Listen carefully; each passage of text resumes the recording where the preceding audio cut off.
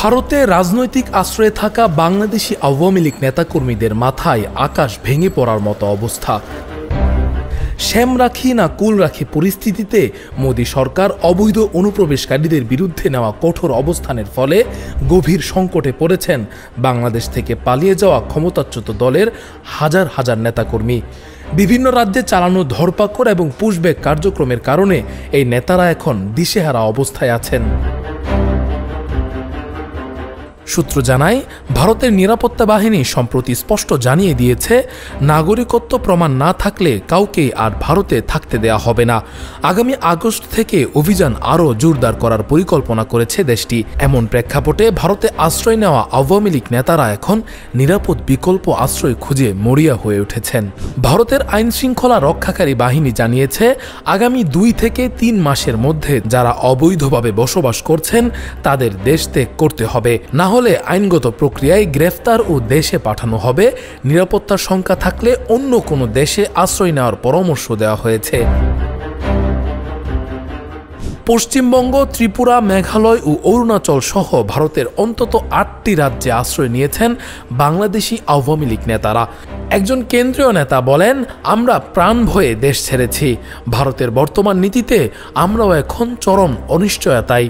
আশ্রয়প্রার্থী নেতাদের অনেকে ইতোমধ্যেই ভারতে নিরাপদ আশ্রয় না পেয়ে আমেরিকা, কানাডা ও ইউরোপের বিভিন্ন দেশে পাড়ি জমিয়েছেন। তবে বেশিরভাগ নেতার সে সামর্থ্য বা সুযোগ নেই, ফলে তারা ভারতের ভেতরেই এক রাজ্য থেকে অন্য রাজ্যে ঘুরে বেড়াচ্ছেন।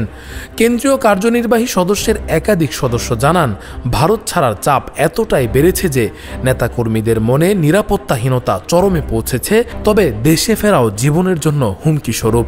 অন্য এক সূত্রে জানা গেছে, ভারতে আশ্রয় নেওয়া নেতারা তাদের এই দুশ্চিন্তার কথা আওয়ামী লীগ সভাপতি শেখ হাসিনাকে জানালে তিনি সবাইকে দেশে ফিরে যেতে নির্দেশ দেন।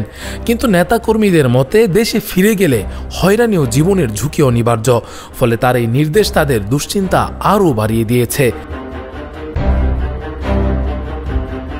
দেশের দৈনিক এক পত্রিকার অনুসন্ধানে জানা গেছে, ভারত জুড়ে বর্তমানে আওয়ামী লীগের প্রায় 1,43,000 নেতাকর্মী আশ্রয় নিয়েছেন।